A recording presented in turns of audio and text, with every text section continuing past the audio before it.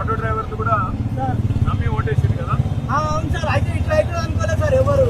కానీ ఇప్పుడు చనిపోతుంది సార్ మా డ్రైవర్లు. ఒకప్పుడు రైతులు చనిపోతుండే, ఇప్పుడు ఆటో డ్రైవర్లు చనిపోతుంది సార్. మన పేపర్లో చూసినా అవును సార్. 14 మంది ఏదో చనిపోయినారు. అవును సార్. మిర్యాలగూడలో ఒక ఆయన చనిపోయింది సార్. ఎంత పైసలు వస్తుంటే నేను రోజుకి ఇప్పుడు అప్పుడు రోజు 1500 2000 చేస్తుంటాం సార్. ఇప్పుడు 500 అవుతుంది సార్. పొద్దున్న నుంచి ఒక 200 మాత్రమే వేసినాను.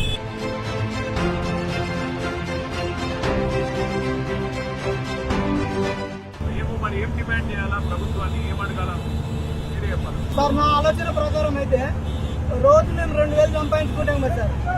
ఆ రోజుకు ఒక 1500 చొప్పున నెలకు ఒక 15000, రోజు 500 లాగా నెలకు 15000 అట్లా మాకు రైతులకు ఎట్లా ఇస్తారో మాకు కూడా అట్లా ఇవ్వాలి. ఎంతమంది ఉన్నారు ఆటో డ్రైవర్లు హైదరాబాద్ లో? తెలంగాణ మొత్తం 6 లక్షల మంది ఉంటారంట సార్. మీ మూట కొండలు ఎంతమంది ఉంటారు అది చెప్పిన? మూట కొండ